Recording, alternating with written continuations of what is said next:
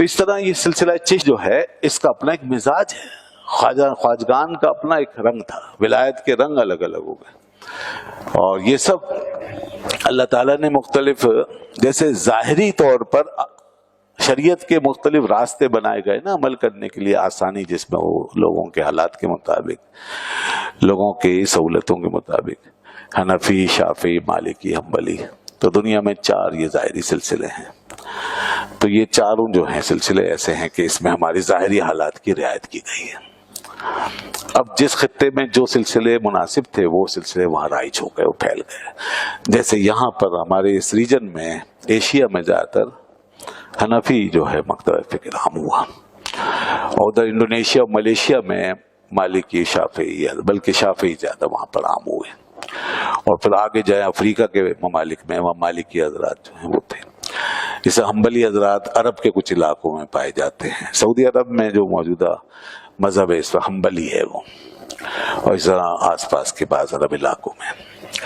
باقی ہندوستان، پاکستان، بنگلہ دیش، Afghanistan, central Asia, ترکی، یہ سب حنفی ہیں بڑی تعداد میں، اور دنیا میں سب سے زیادہ تعداد حنفیوں کی. خیر میرا یہ موضوع نہیں ہے، اگلا مہینہ آ رہا ہے شعبان کا، اس میں یہ بیان کروں گا امام اعظم حنیفہ رحمۃ اللہ علیہ کے حوالے سے. کہنے کا مقصد یہ ہے کہ یہ سلاسل ظاہری لحاظ سے رکھے گئے تاکہ ہم شریعت پہ چل سکے آسانی سے. اور ادھر روحانی طور پہ جو معاملات ہیں تو اس میں بھی پھر 4 سلسلے یہ عام ہو گئے، بڑے سلسلے، مین اسٹریم کے سلسلے جو ہیں، قادری، شافعی اور چشتی اور نقشبندی. معاف کیجیے، قادری، چشتی، نقشبندی، سہروردی، یہ 4 سلسلے یہ عام ہو گئے. اس میں ان کے اپنے رنگ ہیں. انسان کی جیسے طبیعت روحانی الگ الگ ہے، کسی کے اندر عشق و محبت کا غلبہ ہوتا ہے، کسی کے اندر سمجھ و فہم، روحانی طور پہ ادراک پیدا ہوتی ہے.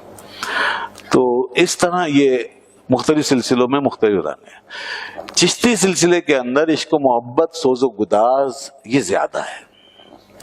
عشق و محبت کی کیفیت، اس کا غلبہ ہے. یہ جو طے کرتے ہیں مقامات اپنے حق کے ساتھ، یہ اپنے اندر کے سوز سے، اندر کی آگ، عشق کی آگ کو بھڑکا کے. یہ میں اس زمانے کے لوگ کی بات کر رہا ہوں. اب تو صرف تبرک کے طور پر ہی لوگ بیعت ہوتے ہیں. اب وہ چیزیں کہاں دنیا میں پائی جاتی ہیں کہ کسی کے اندر یاد حق کی ایسی آگ بھڑک جائے کہ اس کا من جل کے راکھ ہو جائے؟ کہاں ابھی ہے. خواجہ صاحب ان لوگوں میں سے تھے، حضرت بابا بختیار کاکی ان لوگوں میں سے. دیکھیں نا، سما میں حضرت بختیار کاکی رحمت اللہ علیہ ایک ہی شعر پر بار بار زندہ ہوتے، بار بار فوت ہوتے تھے، ایک ہی شعر پہ. یہ کیسی آگ تھی جو بار بار جلا رہی ہے. تو زندہ ہو رہے ہیں، فوت ہو رہے ہیں، زندہ ہو رہے ہیں، فوت ہو رہے ہیں. جان جا رہی ہے، آ رہی ہے، جا رہی ہے، آ رہی. اور اسی طرح بابا فرید شکر گنج فرماتے تھے، لوگ سما میں الجھے ہوئے ہیں اور فقیر کا یہ حال ہے کہ عشق کی آگ میں جل کے راکھ بھی ہو چکا ہے. تو وہ آگ ہے عشق و محبت، اللہ کی یاد، اس کی محبت کی آگ. یہ اہل چشت کا طریقہ ہے.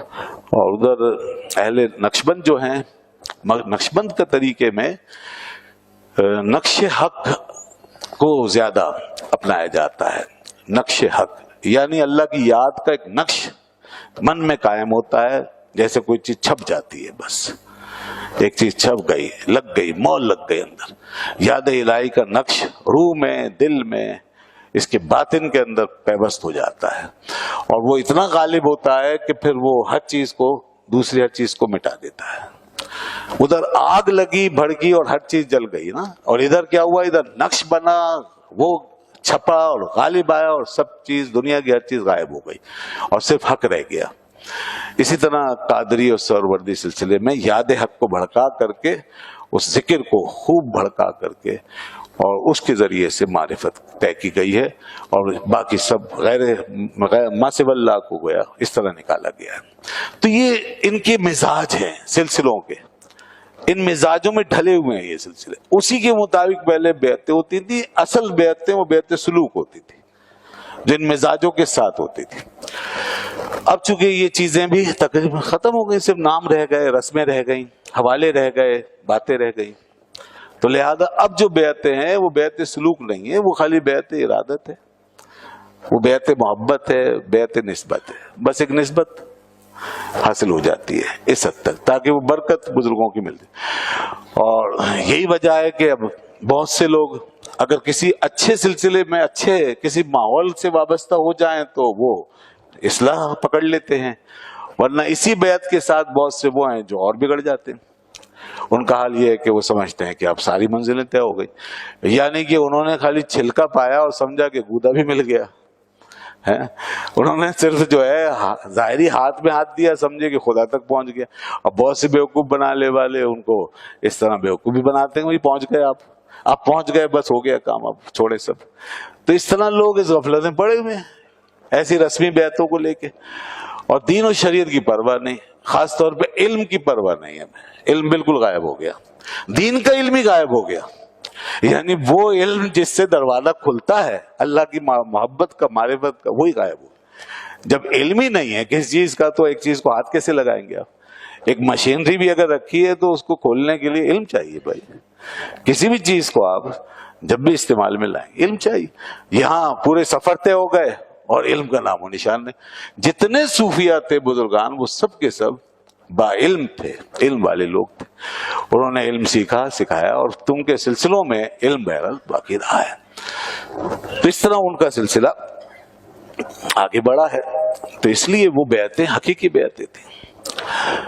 آج بس اچھے ماحول سے آدمی مانوس ہوتا ہے، اور کوئی اچھی بیعت، اچھے ماحول سے بیعت، یہ اس کو دینی لحاظ سے فائدہ پہنچا دے، یہ بہت غنیمت ہے، اور یہی اصلاح کا ذریعہ ہے آج کے ماحول کے اندر۔ اس کے بعد